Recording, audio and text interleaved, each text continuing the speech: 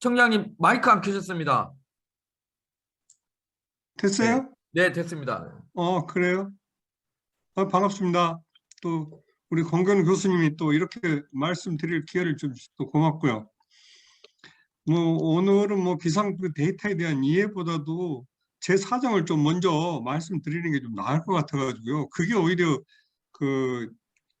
여기는 데이터 고수들이 워낙 많으시니까 그게 많은 앞으로도 도움을 받을 수도 있을 것 같고, 뭘 제가 어렵게 생각하는지 하는 부분도 알 수 있을 것 같고, 실질적으로 여기 앞에 여기 지도 2개 갖다 놨는데, 이게 이제 예전에 그 조직표입니다. 조직표인데, 이제 이게 지금 2015년 1월 달에 조직 개편된 건데, 이제 이전에 무슨 일이 있었냐 그러면 잘 아시겠지만 2012년에 데이터에서는 상당히 큰 일이 좀 있었잖아요. 공공 데이터 공공 데이터 제공 및 이용 활성화에 관한 법률, 그게 2012년에 생겼는데, 그 법이 이제 생기다가 보니까 실질적으로 여기도 정부 입장에서 실적을 좀 내줘야 되고 해서 제일 먼저 이 공공 데이터 중에 생각했던 게 이제 기상 기후 데이터였던 것 같습니다. 그래서 그 시절에 이제 실질적으로 기상청이 이 기상기후 데이터 쪽 서비스를 다 하다가 보니까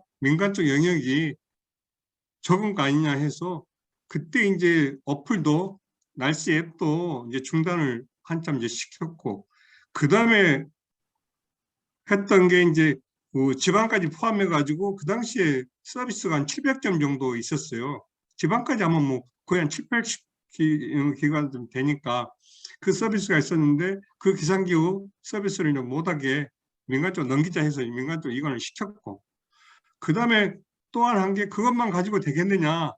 제도 자체도 원래 이제 저기 지방에 있던 그 기상관서들은 기상기후 서비스를 하기 위해서 만든 조직들인데, 그 조직도 폐지를 하면 어쩌나 해가지고 사실 이제 폐지를 시켰고, 그 작업이 이제 완료가 된 게 이제 2015년 1월 달 돼가지고, 이 당시에 원래 6개 지방청에 35개 기상대가 있었는데, 이 중에서 25개 기상대를 없애고 그 중에 3개는 그 지청으로 옮겼어요. 그러니까 25개 순수한 그 조직이 없어진 거죠. 그러고 지난 이제 민간 이관 재련이 했더니 사실 민간의 이관은 안 됐고, 이게 이제 민간이 이관이 될 수가 없는 이유가 잘 아시겠지만, 이게 이제 공공성이 워낙 크고, 또 이 기상 데이터 분석한다는 게 인프라가 워낙, 또 서버가 됐든 뭐가 됐든 상당히 비용이 이제 많이 들어가는 구조가 되다 보니까 이게 이제 민간으로 못 넘어간 상태에서 붕 떴어요. 뜬 상태에서 사실은 저는 이제 그 당시에 기획 쪽에서 일을 하고 있을 때였는데, 제가 생각을 해도 이게 서비스는 맞지만 이 서비스가 그렇게 영리 쪽이 아니고 공공성이 크고 돈 되는 건데, 거기다 또 인프라까지 깔아야 되는데 이게 순수하게 민간으로 못 넘어가겠다는 생각은 저 나름대로는 했어요. 그때 마치 또 2012년에 무슨 일이 있었냐 그러면 협동조합 기본법이 그때 이제 생겼습니다. 그래서 이게 국가기관에서 서비스한 걸 민간이 서비스를 받을 수가 없으면 이걸 받을 수 있는 조직이 사회적 경제기업 내지 이제 비영리 법인 쪽이니까, 마치 협동조합 기본법에서 사회적 경제 영역이 그때 나왔고 해서 이제 제가 이건 그 사회적 협동조합을 차려서 비영리 법인을 하면 이 기상대 25개 기상대가 가지고 있는 시설을 어느 정도 그 협상에 의해서 인계를 하는 것도 저렴하게 인계하는 게 가능하겠다 해서 너무 일찍 머리를 굴려가지고 사실은 사업을 시작했던 건데, 현실적으로 여기 이제 기상 이 사업 자체가 이 사회적 경제력은 현재도 없어요. 없고, 이게 어느 정도 이런 시스템 가지고 사업을 하지 않다가 보니까 현실적으로 이 승인을 받지 못한 상태에서 지금도 그래서 사실은 사회적 협동조합을 만들어 놓고 있지만 제대로 사업은 이제 못 하고 있는 상태고 실질적으로 아직도 저는 여기 이제 미련이 있는 부분이 있고 근데 여기서 보면은 기상청에서 그 기상산업진흥법에 의해 가지고 비영리 법인을 기상정보지원기관으로 지정할 수 있는 근거는 또 있어요. 근거는 있는데 이게 저는 이 사업 자체가 충분히 비즈니스 모델이 되겠다 해서 딱 받았는데 기상청에서는 이 사업을 인정하려고 그러면 최소한 기본 시설을 갖춰야 되는데 이 기본 시설이라는 게 뭐 사무실은 기본이고 가시경영 그 컴퓨터 시스템 이거 있어줘야 되고 그 다음에 이제 기상 전문가 3명 그 다음에 이제 정보 처리 기사 1명 이상 상근자 이제 이렇게 있었는데 지금도 조합원이 그 전문가들 19사람이니까 실질적으로 기상 전문가들은 이제 상당히 많은 부분이 있는데 현실적으로 우리가 데이터를 관리하면서도 정보 처리 기사는 또 의외로 없더라고요. 그래서 이제 정보 처리 기사 쪽은 지금 오히려 기상 전문가를 만든 정보 처리 기사는 없어가지고 오히려 이번에 한 몇 년 공부해가지고 제가 이제 확보를 해놓은 상태고 그래서 이제 겨우 어떻게 보면 기본 틀은 잡았는데 아무튼 이 비용 구조는 상당히 복잡하고요. 그래서 이게 비즈니스 모델이 가셨다면서요? 좀 커야 작아야 되는데 이게 너무 커요 지금. 그러니까 내가 지금 사실 사회적 협동조합은 만들고는 있지만 이게 가동이 제대로 안 되는 게 전 온라인으로 가지고 지정은 아직 안 된 거죠. 그래서 이제 지정을 좀 못 받고 있는 상태인데 그래서 제가 이제 실질적으로 오늘 이 데이터에 대한 말씀을 드리면서 이런 부분도 도움을 받을 수 있지 않겠느냐 해서 오늘 좀 설명을 좀 해보려고 그렇습니다. 그래야 되겠다.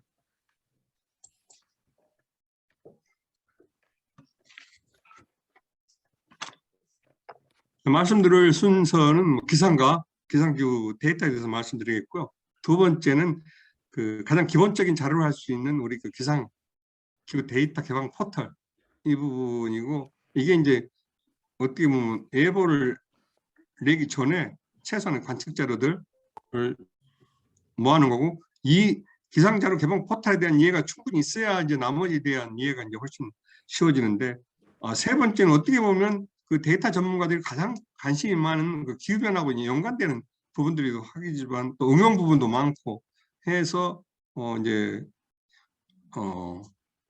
기상기후 기후정보 포털을 말씀드리고 싶고 이제 마지막 기상기후 데이터 잠재라고 그랬는데 이게 이제 우리나라의 그 수치 모델 수준 안 그러면 그 탄소 중립에 돼 있어가지고 기상 쪽에 할 수 있는 역할 이 부분들을 좀 잠시 설명을 드리면 그 데이터를 작업하시는데 일하시는데 좀 도움이 되지 않겠냐 해서 마지막으로는 이렇게 말씀을 드리겠습니다. 그러면 지금도 오늘도 보면은 우리 이제 공 교수님이 이 아젠다로 잡아놓은 건 이제 기상 데이터고 제가 말씀을 드리는 건 이제 기상기후 데이터였는데 이거 권 교수님하고 저하고 어떻게 보면 입장이 좀 바뀌어진 것 같습니다. 그러니까 어떻게 보면 이렇게 되어 있습니다. 지금 기상 학문적인 측면에서 보신 분들은 그냥 기상이란 말을 쓰고 이걸 사업적인 측면에서 보신 분들은 이제 기상기후란 말을 쓰는데 사실은 여기서 보면 이 기상법 이소의 정의를 내놓은 거 보면 기상은 대기의 여러 현상이라고 그러는데 이게 이제 육상, 해상, 공군, 고층이라고 그러죠. 고층만 포함된 게 아니라 계획권 밖의 기타 현상 이제 어떻게 보면 우주기상까지 포함시키는 거죠. 포함시키는데 이 현상이 또 우리 그 인간사에 미치는 영향까지가 포함되기 때문에 상당히 이 기상 자체는 이제 방대한 건데 실질적으로 현실 속에서는 기상보다는 그 웨더 측면에서 그러니까 어떻게 보면 기상은 영어로 보면 미티어로시 그러는데 이게 이제 우리는 웨더로 받아들이고요. 이제 기후는 이제 클라이밋이라 그래가지고 기후는 그 일정 기간 보통 30년을 봅니다만 어떤 특정 지역 서울이면 서울, 부산이면 부산, 광주면 광주 안 그러면 뭐 성월동이 될 수도 있고 우리 사직동이 될 수도 있고 동 개념일 수도 있고 거기에 그 기상현상 평균 상태를 이제 그 기후라고 그럽니다. 이제 보통 이럴 때 기상하고 기후를 보통 이제 우리가 여기서 기상으로 되어 있는데 이제 웨더하고 기후를 구분할 때 웨더는 그날 분위기가 웨더고 그 사람의 성격은 이제 기후다 이렇게 얘기하고요.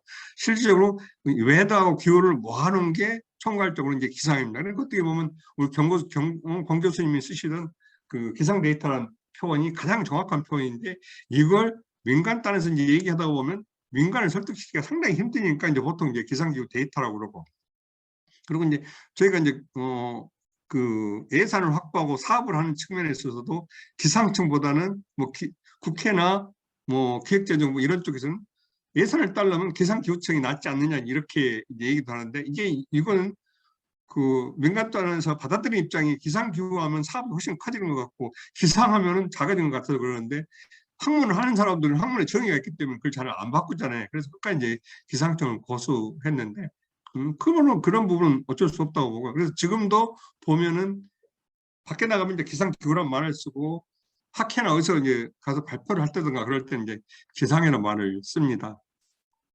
근데 이제 기상 부분은 그 전산화가 상당히 빨리 한 80년대부터 이게 전산화가 돼 있다가 보니까 이 기상 정보라는 개념에 대해서는 기상청에서 제대로 정의가 안 내려진 부분이 많은데 기상정보 시스템에 대해서는 상당히 일찍 이 기상법의 정의를 내려놨어요. 기상법 2조의 정의라고 딱 나온 게 이제 국내외 기상 업무에 대한 자료를 수집하거나 가공하거나 저장, 검색, 표출, 송수신까지 하는 그 기기나 프로그램, 디바이스 프로그램부터 해가지고 데이터베이스까지 결합체다 정의를 실질적으로 내려놨습니다.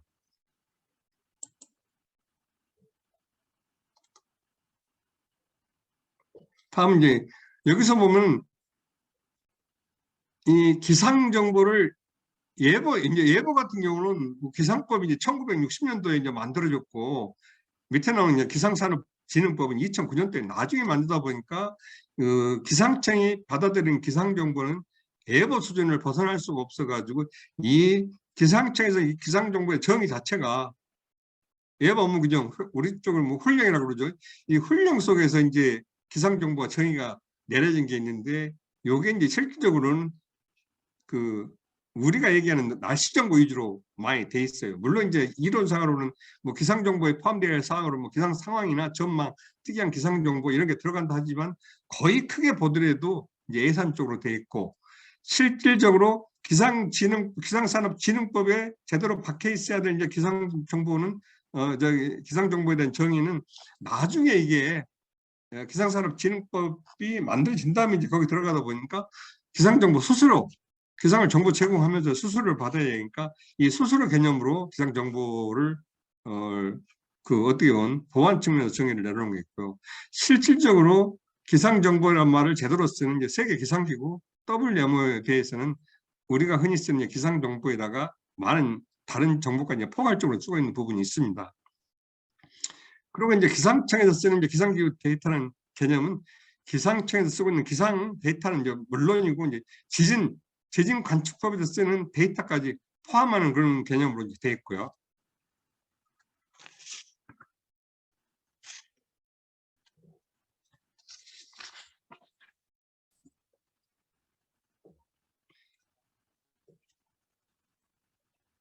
그래서 이제 앞서서 그 말씀드린 게 그러니까 저희는 이제 안타까운 게 기상기후 데이터는 훨씬 그 기상 정보 그 전단에서 상당히 큰 분야임에도 불구하고 이제 날씨 정보 수준으로만 하다가 보니까 우리가 기상기후 데이터를 제대로 활용하지 못한 부분이 있다 하는 그런 말씀을 드리고 싶습니다. 그래서 일단은 그 기상자료 개방 포털에 대해서 잠깐 저희가 한번 들어가 보도록 하겠습니다.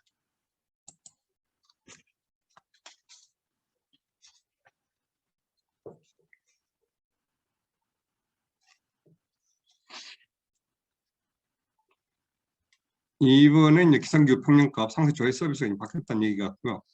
지금 우리가 얘기하는 기상자료 개방 포털은 우리가 흔히 이제 데이터 하신 분은 잘 알겠지만 공공 데이터 포털 중에서도 기상 분야가 이제 이쪽에 있는 데이터라고 이제 보시면 될 것 같습니다. 여기 보면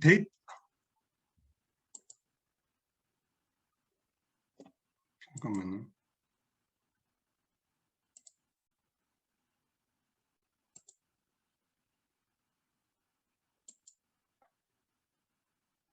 아이고, 죄송합니다. 제가 조금 머릿속에 가지고 잘 안 나오네. 이렇게 보겠습니다. 데이터 하면 기상 관측부터 해가지고 기상 위성, 레이더, 그다음에 기상 예보, 잠깐만 이거 보이는가요? 보여요? 기상 관측 부분은 보통 제일 많이 활용하는 지상 관측 부분이 있고, 그다음에 해양, 고층, 그다음에 항공은 그 비행기 뜨기 위해서 만든 거고. 그래서 기상 관측을 이제 제대로 하고 이걸 예보에 반영하다 보면 필요한 게 이제 위성이나 레이더가 필요하니까 그다음에 위성이나 레이더를 연결시키고, 그다음에 이제 그 밑에 있는 수치 모델까지 해서 이제 기상 예보를 만들어내는 이런 데이터들이 되겠고요. 기후는 우리가 얘기하는 기후변화 감시 쪽 정보가 많이 들어가 있고, 대부분 들어가 있고, 이제 응용기상은 산업 쪽에 쓰는 부분. 지난번에 공공 데이터법 생기면서 민간으로 이관시켰던 그 대부분의 정보들이 이제 응용기상 쪽에 있고요. 그다음에 이제 지진 쪽의 데이터도 이제 같이 들어가 있고, 그다음에 여건이 되면 사실은 그 역사기후 쪽에도 관심 있는 부분이 많은데, 이제 자기 기록지라든가 종이 일기도 이런 부분들은 전문가 부분들이 있는데, 이 역사 자료나 이제 기상 기록지 같은 경우는 우리가 그 승정원 일기라든가 세종실록 기록이라는 그 사이에는 기상 분야가 있어가지고 이 부분들도 이제 사실은 데이터에 관심 있는 부분들은 상당히 관심을 가질 만한 부분들이고요. 이제 메타데이터는 뭐 데이터 어떤 그 환경에 대한 기본 정보들이 되겠고요. 품질 부분도 있습니다.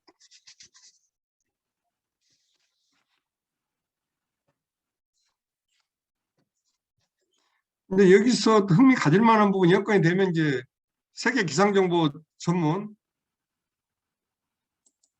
여기 아마 그 국제협력 많으신 분들은 상당히 관심 가질 만한 부분인데요. 실질적으로 이제 이 세계 기상 전문은 각국의 데이터들을 실시간으로 서로 공유하도록 되어 있습니다. 그러니까 이거 가지고 우리가 흔히 쓰는 그 전 지구 모델이 만들어지고 지구 시스템이 만들어지기 때문에 국제 그 협력 일하시는 분들은 상당히 그 많은 이 정보들이 여기서 가지고 있는데, 실질적으로 우리가 현재 예보 수준에서만 이걸 활용하고 있고, 실질적으로 민간 단위에서는 제대로 활용하지 못하는 상당히 이 안타까움이 좀 있습니다. 여기서 우리가 실제 북한 정보도 여기서 우리가 이제 받을 수가 있습니다. 예를 들어서 보면 여기가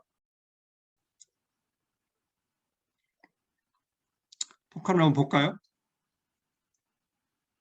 이 나라가 지금 거의 한 200개 국가가 나오기 때문에요. 북한 정부가 신의주, 청진 이렇게 몇 가지 있는데, 여기서 좀 기온을 한번 보고 강수, 바람까지 이것만 보고 한번 클릭을 한번 해보죠.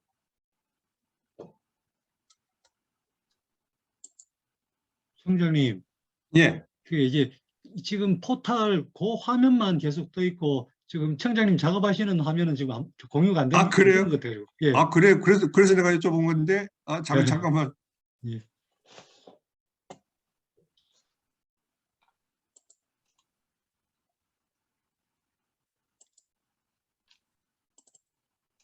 아이고, 죄송합니다. 안 그래도 그럴 것 같아서 여쭤본 건데, 제대로 좀 소통이 안 된 것 같습니다. 지금 여기서 지금, 아까 얘기했지만 세계 기상 전문이 각국에서 나온 데이터를 전송해 주는 건데, 여기서 이제 우리가 한 200개 국가가 돼요. 여기서 이제 북한 정보를 우리가 한번 보자. 어떻게 돌아가는가. 그래서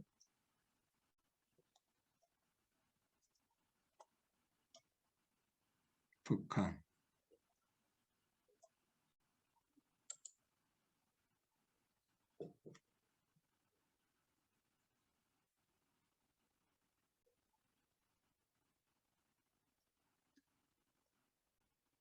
지금 이런 형태로 좀 나오잖아. 풍속은 이렇고 강수랑. 이건 보이는 거죠? 이런 식으로 그 각국의 데이터들이 다 나오기 때문에 거의 이제 실시간이니까 이 데이터들이 필요한 경우도 상당히 많을 거예요. 근데 많은 분들이 여기서 가지고 있는 데이터 자체를 이해를 있는 게 없는지 모르니까 활용을 잘 못하는 경우가 많고 또 이 중에서 실제 총장님 어마어마한 데이터인데요.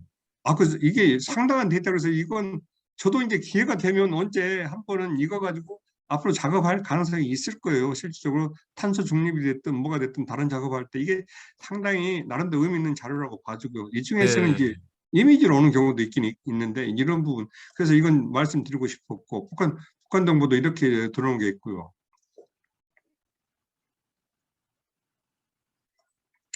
그 다음에는 이제 우리가 이제 지상 우리가 이제 흔히 쓰는 기본 자료라 할 수 있는 우리 이제 흔히 종간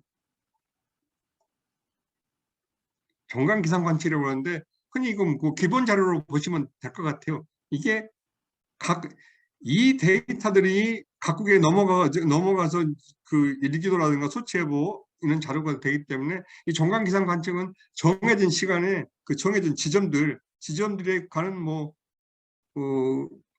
그 요소들을 관측을 해가지고 아까 그 GTS 세계 기상통신망에 올리면 전체적으로 다 돌아다니게 공유가 되는 거죠. 그래서 이 자료 형태는 분, 시간, 일, 월, 년까지 되고 제공 기간은 기상청이 1904년에 만들어졌으니까 1904년부터 나온 데이터들이 쭉 있고요. 그러니까 100년이 넘는 거죠. 지점도 이제 102개. 그다음에 제공 요소는 기온, 강수, 바람, 기온, 습도. 물론 이제 이게 관측을 어느 시점부터 했냐에 따라 가지고 빠진 것도 몇 개는 있을 겁니다만 제공 기간도 기상대가 나중에 만들어진 것도 있고 차이는 나는데 아무튼 이거에 완전히 기본 자료가 됩니다. 실질적으로 이게 가장 이제 유용한 자료가 되겠고요.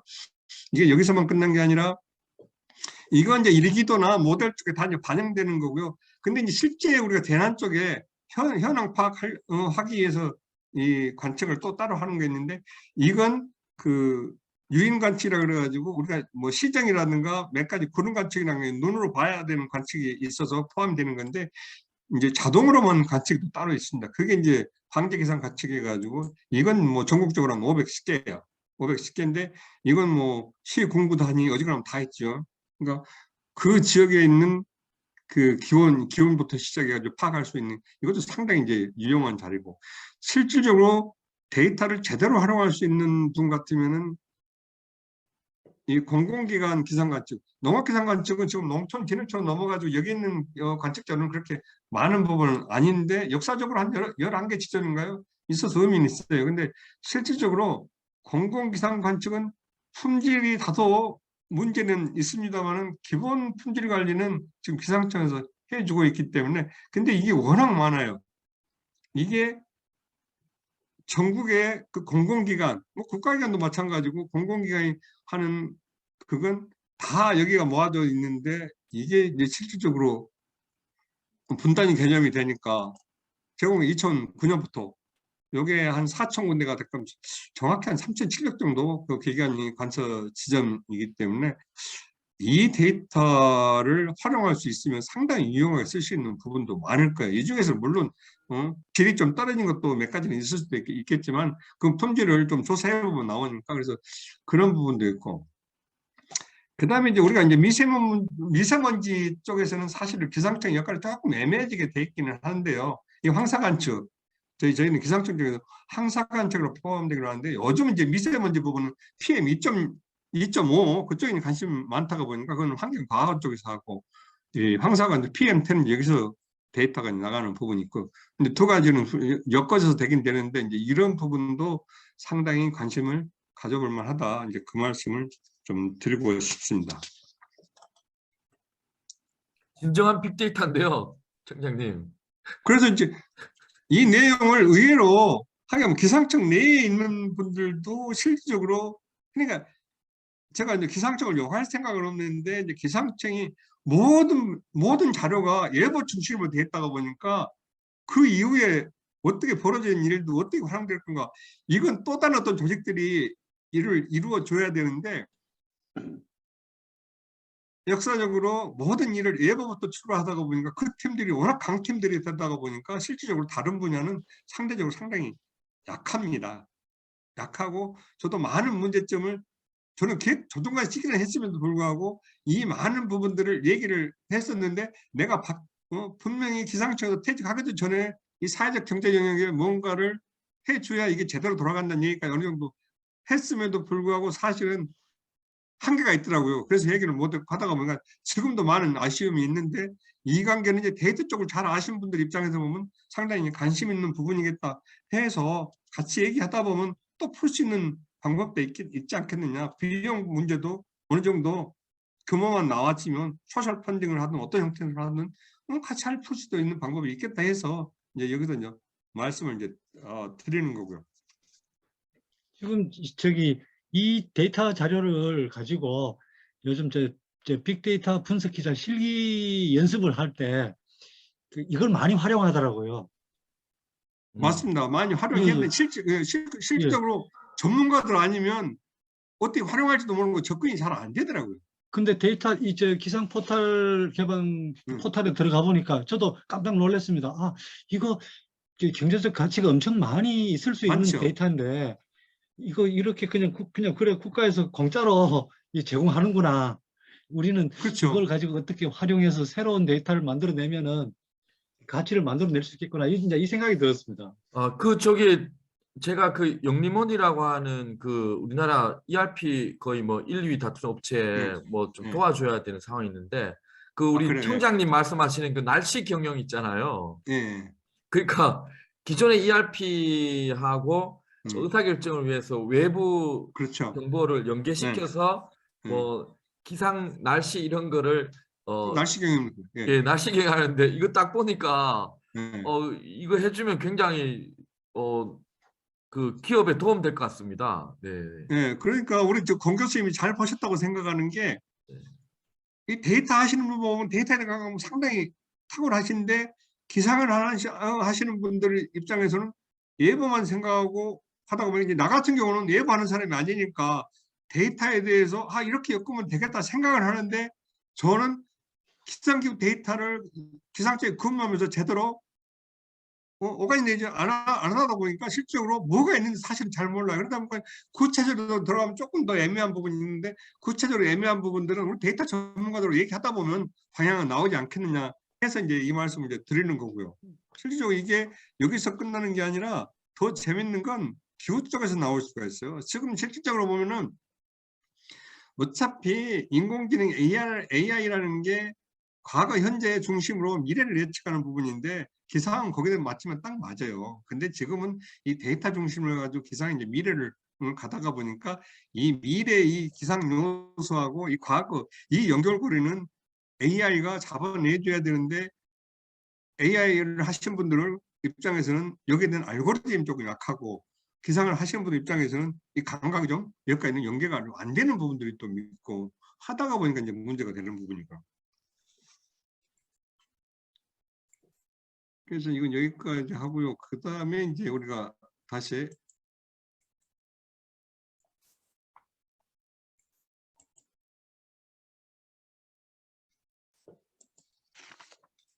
다음은 이제 여기서 이제 우리가 이제 오픈 API에 대해서 기상 쪽에 있는 오픈 API도 상당히 이제 많은 편이죠. 근데 이제 여기서 오픈 API로 이제 하는 것 중에서 많은 것들이 여기 35개인가 되는데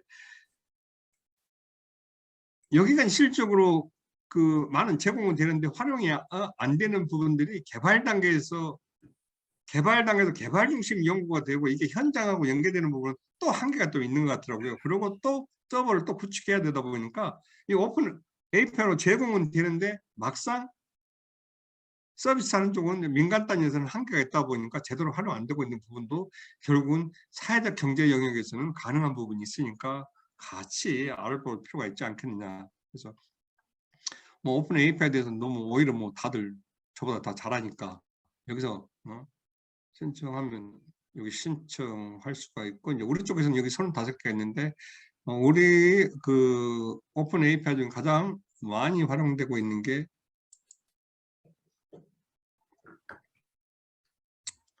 여기 이제 동네부 조회 서비스가 이제 되겠죠. 이렇게 하면 XML이나 JSON 이런 형태로 요구가 되는데 이렇게 하다 보면 지금 실질적으로 JSON, XML 이런 식으로 그 다음에 여기 오픈 API 활용 가이드 여기에서 활용 신청하고 하면 그건 받을 수가 있고요.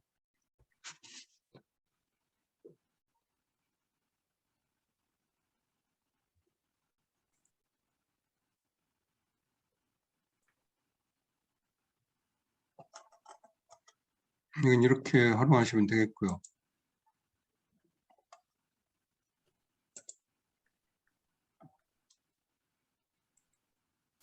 그 다음에 이제 그 기상에 관심 있고, 기상에 관심 있으면서 실질적으로 이 기상청 그 데이터에 대한 이해가 좀 부족하신 분들을 위해서 데이터 카탈로그, 이 데이터 카탈로그도 이 아마 2018년에 만들어진 지 얼마 안 돼요. 저도 이제 나와서 보니까 제가 이제 기상 전문이 아니다 보니까 데이터에 대한 관심은 있는데 도대체 어떻게 하면 이거 접근이 되고 활용을 할 수 있는 이걸 도대체 모르겠더라고요. 그래서 이 데이터 하나에 대해서 그 카탈로그 좀 만들어줬으면 좋겠다 해서 좀 여기에 이거 2018년에 만들어진 건데 누군가가 이것만 가지고 기상 전문가가 이 데이터 활용법을 강해줘도 상당히 유용하게 될 거예요. 이게 이 전체 이제 236페이지가 되고요. 여기는 흥미로우신 분들은 이 카탈로그 여기 다운로드 받으면 그냥 받아집니다. 그러면 이것만 가지고 공부해도 상당히 그 많은 부분들을 할 수 있는 부분이 있습니다. 여기서 보면은 이렇게 해서 뭐 이런 식으로 전체적으로 이게 236페이지까지 있으니까 대강 어느 정도 있는지는 감을 잡을 것 같고요.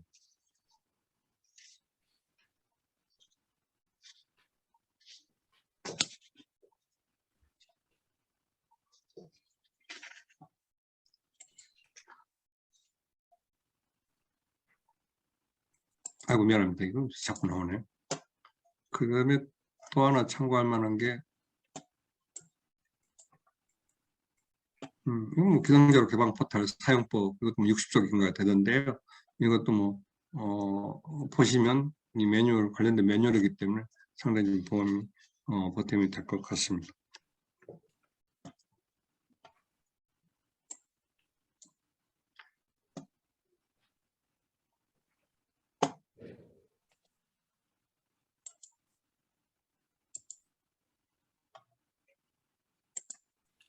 아, 공무원분들이 자, 엄청 열심히 일하는데 우리가 모르고 있었네요. 이거 빨리. 잠깐만요. 다음엔 오히려 더 관심을 가져야 될 부분이 이제 여기일 거예요. 실제 여기까지 했고 여기까지 했고 여기네요. 실질적으로 관심 가져야 될 부분이 오히려 이쪽이 이 이유가 많을 것 같습니다. 이건 기후정보 포털인데요. 우리가 이제 기후변화 대응하는 측면에서 좀 상당히 많이 봐줘야 될 건데 여기서 보면은 이거 보이는가요? 안 보이지요? 다시 나갔다 들어와야 되죠? 지금 그냥 안 보이죠? PPT 보이고 있습니다. 예. 그렇죠? 예. 그런 것 같아요. 지금. 죄송합니다. 제가 어리숙해가지고. 아니 우리 저 청장님 잘하고 계시는 겁니다. 이 정도 실력이시면 대단하신 겁니다. 아무튼 이거 아닌 것 같은데 죄송합니다. 이거네요. 이거 보이시죠 이제? 예예. 여기 보면 종합기후 정보 이게 이제 전체 우리가 관심 있는 게 기후변화에 이산화탄소 농도하고 그다음에 해수면 높이 이쪽에 관심 많잖아요. 여기 보면 그림 그대로 나옵니다. 이 그림 보이는 거죠? 네네.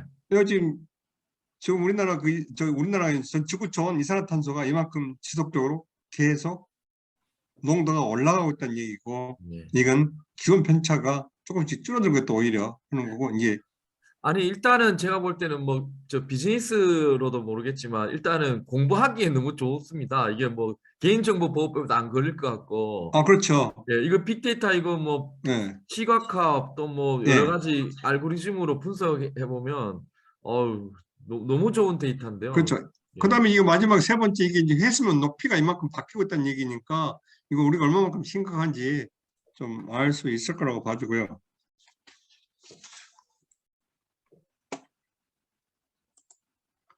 그다음에 이제 기후변화 시나리오요. 기후변화 시나리오는 뭐 데이터 하신 분들은 진짜 이거 신경 써서 봐줘야 될 부분입니다. 지금 기후변화 시나리오는 그 지구 시스템은 안정화되어 있어가지고 기본적으로 이 모델이 나와 있는데 기후변화가 이제 발생하면서 상당히 그 기후 대기가 많이 변해가지고 여기서 이제 온실가스라든가 토지 이용 변화 등 그 인위적인 원인 자체를 이 기존에 있는 그 지구 시스템 모델에다가 저기 적용을 해가지고 미래를 예측한 거거든요. 그래서 이건 그 미래 어떻게 바뀌겠다는 얘기인데 이 기후변화 시나리오라는 게 결과적으로 2100년까지의 그 어떻게 보면 기후를 그려놓은 거니까 이 기후변화 시나리오 100년까지 기후변화 시나리오하고 기존 과거 예보와 이 두 개 어떻게 하면 연결을 시켜가지고 미래를 예측할 수 있겠느냐 하는 부분들은 어떻게 보면은 그 데이터 전문가들의 목일 수도 있습니다. 그래서 이 부분을 조금 특별히 관심을 가져줘야 될 것 같고요. 여기 보면 이제 실질적으로 우리 입장에서는 그 한반도의 지역별 상세 기후변화 전망을 지자체별 적응 대책을 수립하는데 필요한 정보 이게 동다니까 나오니까 그런 정보일 수가 있습니다.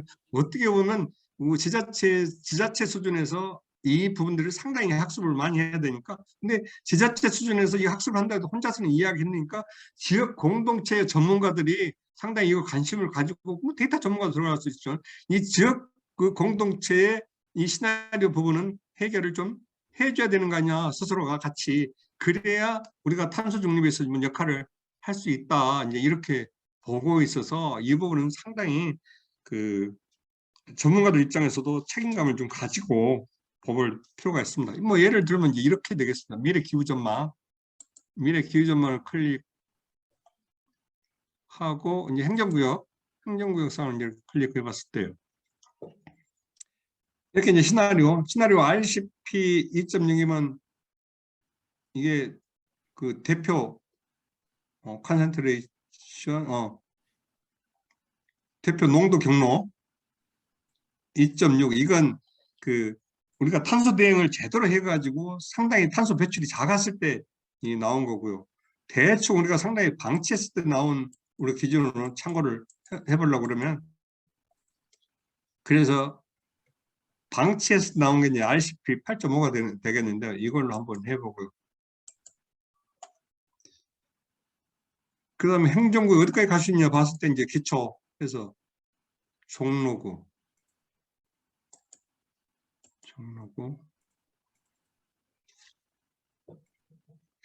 기초 읍면동 사직동까지 기후 요소는 최저 기온을 한번 해보고요. 기간 2050년 임무기간을 한번 해보겠습니다. 그래서 이걸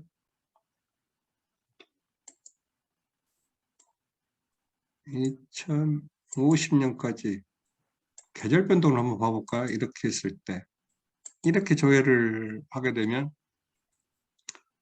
10년 앞으로 10년 사이에 0.12도가 올라가는 것도 있고 이런 식으로 합니다. 추세선이 조금 만만하긴 하지만 이런 식으로 그래서 경향선 이렇게 된다. 물론 이제 아까 2.6 정도 우리가 최대로 우리가 탄소 중립 실천을 하게 되면 그 낮아질 수는 있을 겁니다.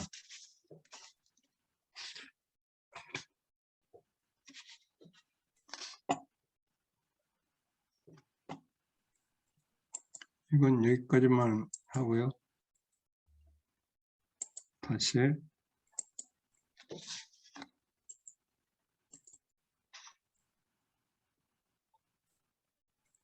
네, 여기까지 했네요. 그 다음에 이제 기상기후 데이터 분석 플랫폼 이건 안 보겠습니다. 여기 아까 이건 산업 융합 서비스 차원 산업 분야의 서비스를 하는 건데 이 전문가들이 들어와서 이제 학습하는 부분입니다.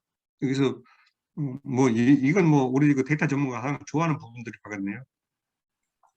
R이나 파이썬 같이 여기서 제공하고 여기서 이 분석하는 공부를 학습을 하라 해서 이제 사례로 아까 그 우리가 오픈 API에 들어있는 그 프로그램들 이 몇 가지들을 여기다가 같이 얹혀놓고 있습니다.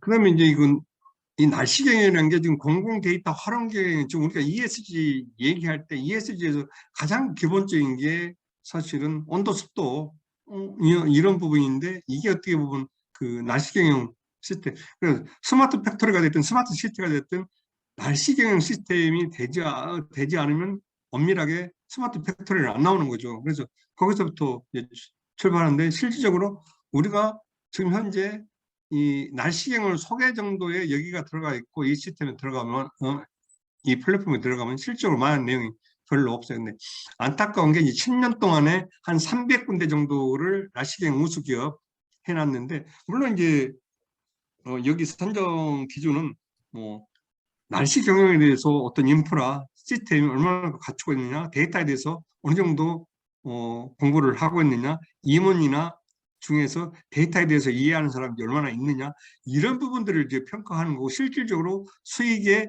얼마나 이 데이터를 활용하느냐, 이걸 이제 측정하는 부분입니다. 그러니까 어떻게 보면 상당히 중요한 부분인데, 이걸 아까 보셨지만 그 날씨 자체에 대한 이해가 상당히 만만치 않다고 보니까 이걸 오프라인에서 하다가 보니까 실질적으로 신청자도 많지도 않고 1년에 잘하면 30군데 하는데 30군데 한다 그러면 그 기상경영 날씨경영 컨설턴트가 32명 한 군데에 2명씩 들어간다는 얘기인데 이걸 플랫폼상에서 온라인에서 해버리면 몇천 개도 할 수가 있고 이 데이터 전문가들 뭐 경영 전문가들 안 그러면 날씨경영 전문가들 전부 여기에서 온라인상에서 이 기업들하고 연계시켜주면 서로 좋은 거 아니냐, 서로 환경도 조성되고 날씨 뭐 탄소 중립에 대한 어떤 역할도 할 수가 있고 해서 이 부분을 앞으로 여건이 되면 온라인화해서 그 시스템을 만들겠다 하는 게 이제 나중에 그 체법 개발까지 연결시키겠다 하는 게 이제 이 작업이 앞으로 여건이 된다고 하면 그 작업을 해보려고 그러고 실제로 보면 그렇잖아요. 우리가 날씨 경영을 하지 않으면 안 되는 게 사실 날씨 민감 그 기업 자체가 뭐 80만 이상이 되니까 그러면 우리가 한 680만 기업으로 잡는다 하더라도 500만 개 이상은 당연히 날씨 경영을 해줘야 된다는 얘기고 ESG 경영을 해줘야 된다는 얘기가 되니까 실질적으로 이걸 오프라인 상에서 이런 식으로 해서 될 상황이 아니니까 온라인 상에서 서로 연계만 시켜주면 충분히 가능하지 않겠느냐 해서 상당히 긍정적으로 검토해볼 필요가 있지 않겠냐 그런 의미에서 지금 우리가 그 데이터 전문가인 여러분들한테도 어떻게 부탁도 드릴 겸 해서 말씀을 드리는 겁니다. 다음에는 기상기후 데이터 잠재력인데요. 이게 지금 지금 봐도 그러는데 이게 파일 데이터에서 우리가 저는 이 데이터가 이렇게 중요하다고 얘기했지만 실질적으로 아무튼 공공 데이터 활용 신청 탑10 12월도 가도 마찬가지예요. 이건 11월 달 거 했는데 12월 가도 마찬가지인데 파일 데이터는 지금 현재 없고 오픈 API 탑10에는 지금 현재 2등 들어가 있는데 12월도 마찬가지예요. 이게 하나 정도인데 저는 이제 안타까운 게 실적으로 이게 작년 2020년까지만 봐도 파일 데이터는 뭐 우리가 기상 정보를 예보 수준으로 봤기 때문에 전혀 뭐 활용이 안 될 수밖에 없는 거고 그래도 오픈 API 쪽에서는 4건인가 있었는데 지금은 또 다르졌어요. 근데 이건 그 전에 2017년 설문조사에서는 그 날씨 기상 공공 데이터 중에서 가장 우리 일상생활과 밀접한 정보가 뭐냐 했을 때 날씨 기상 정보가 이만큼 35.7 이만큼 나와 있고 이거와 같이 연결되는 게 이제 의료나 교통 이런 거 상당히 연결되는 게 많잖아요. 이 부분이 같이 윈윈하면서 이렇게 돼 있었는데 지금은 아까 말씀드렸다시피 기상기후 데이터에 대해서 관심 자체도 없고 상당히 그만큼 우리가 어떻게 보면 기상기후 공동체의 책임이죠. 홍보도 좀 제대로 안 되고 하다가 보니까 실질적으로 활용이 좀 안 되고 있다 해서 그렇게 되는데,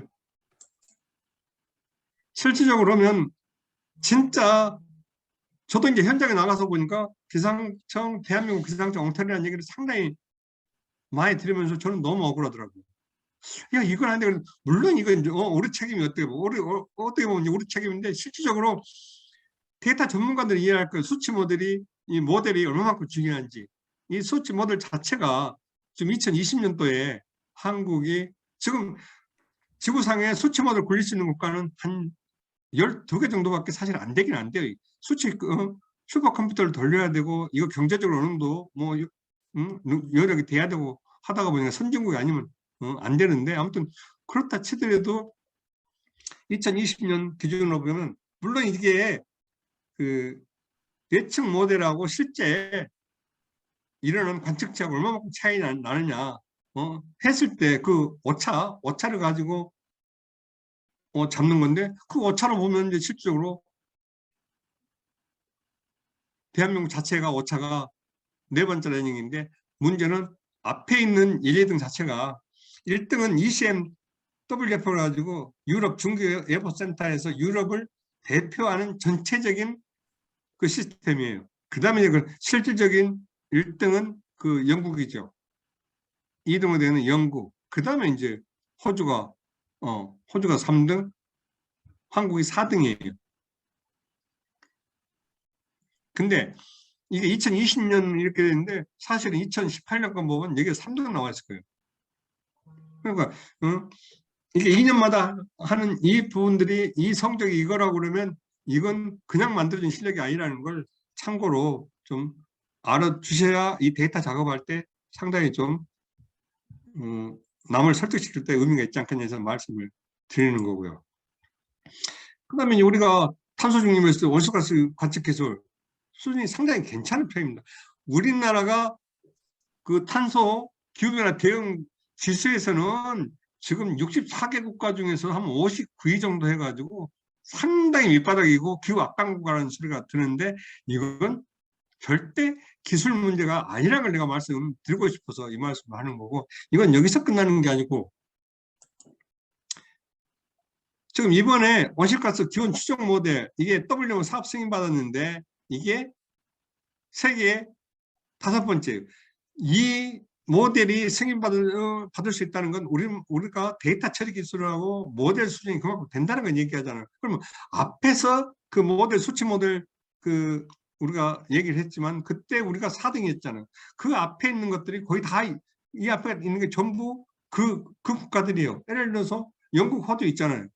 영국, 호주가 있고, 여기가 영국이 아까 2등, 호주가 3등이었어요. 그 다음에 스위스, 뉴질랜드, 아까 유럽 중기예보센터 그 모델을 쓰니까 이렇고, 그 다음에 우리가 5번째인 게, 이게 절대 놀랄 일이 아니고 이만한 실력은 된다는 얘기이기 때문에, 이걸 어떻게 활용하느냐 하는 부분들은 참, 이건 기상기후 공동체가 엄청나게 크게 책임을 느껴야 된다 말씀을 드리고 싶고, 그 사이에서 이걸 한번 들어보시자고요. 이거 들리는가요? 아니요, 저기 청장님, 그 안 옵션 들려요? 부스에서 소리 공유하셔야 됩니다. 네? 소리 공유. 그 메뉴 위에 상단에 메뉴 가가지고. 잠깐만요. 메뉴. 김지성, 소리 공유 어떻게 하지? 컴퓨터 소리 공유. 예. 거기 위에 상단에 가면 점점점 이렇게 돼 있을 거고요. 예. 아, 거기. 예. 소리 공유, 이거는 소리 공유. 그거지. 아, 이거 아드님 공식 비서신가 프로젝트로 봅니다. 승인됐습니다. 비슷해요. 오늘 있어요. 잠깐만. 온실가스가 발생한 지점부터 들립니다. 소멸 시점까지 아이고, 추적 고맙습니다. 분석하는 시스템이 세계 기상기구의 공식 프로젝트로 승인됐습니다. 온실가스 관측 정보에 공신력을 더한 건데요. 앞으로 정확한 관측 자료로 우리 정부의 탄소 중립 실현이 한 발 가까워질 것이라는 전망이 나옵니다. 박지선 기자입니다. 기상청이 개발한 온실가스 기원 추정 모델이 세계기상기구의 통합 전 지구 온실가스 과학 정보 시스템의 공식 프로젝트로 승인됐습니다.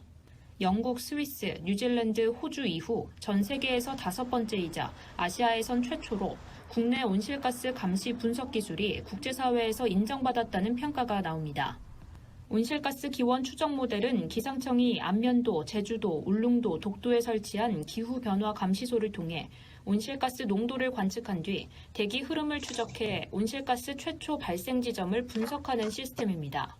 높은 해상도와 준실시간 추적 분석이 가능한 데다 한반도뿐 아니라 주변국에서 발생한 온실가스에 대해서도 추적이 가능해 국가 간 환경 분쟁 시 근거 자료로 활용할 수도 있습니다. 특히 이번에 국제기구의 승인을 받아 우리나라의 온실가스 관측 정보에 신빙성과 공신력을 더했습니다. 10km 해상도로 준실시간으로 온실가스 기원을 추적이 가능하고요. 그를 통해 가지고 국가별 온실가스 감축량 산정에 대해서 어떤 분쟁이 발생했을 때 국내 감출량에 대한 과학적 근거로도 활용할 수 있고요. 정부의 2050년 탄소 중립 실현에도 기여할 것으로 보입니다. 온실가스 발생 지점에 대한 정확한 관측 자료가 산출되면 이를 기반으로 보다 정교한 탄소 중립 정책을 고안해낼 수 있기 때문입니다. 기상청은 2023년이면 실제 온실가스 기원 추정 모델을 활용한 자료 산출이 가능할 것으로 내다봤습니다. KTV 박지선입니다.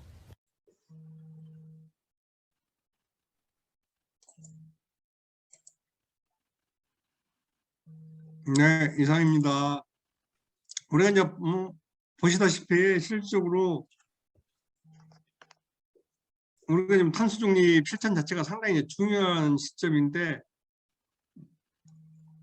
내부적으로 보면 많은 부분들이 어떻게 데이터 지금 이 배출량을 제대로 인식할 수 없다 그러지만 기술적으로는 전혀 인식 못하는 상황이 아니고 어떻게 보면 산업계의 어떤 이해관계 이게 이제 어떻게 보면 정치하시는 분도 책임을 져야 되고 정부도 옛날 그 공무원들하고 많이 다른 것 같아요. 옛날 공무원들 소신껏 했는데 요즘 공무원들은 눈치를 엄청 많이 보다 보니까 자기 소신을 죽이다 보니까 의사결정을 안 하더라고요. 그러다 보니까 맨날 그 국민들이 의사결정을 하고 요즘은 전문가들도 약아가지고 딱 상황 봐서 의사결정 안 해요. 그러니까 탄소중립 선언은 대통령이 딱 해놨는데 옛날 같으면 대통령 밑으로 일사천리로 딱 따라서 하잖아요. 지금 대통령이 탄소중립 하자 해놨는데 아무도 따르는 사람이 없어요. 그러니까 예전 같으면 이런 일이 일어날 수가 없는데 그만큼 소신들이 다 적었다는 얘기고, 그러면 가장 객관적인 수치를 제시할 수 있는 사람들이 데이터 전문가들은 수치로 말을 하면 되니까 말이 필요가 없잖아요. 그러니까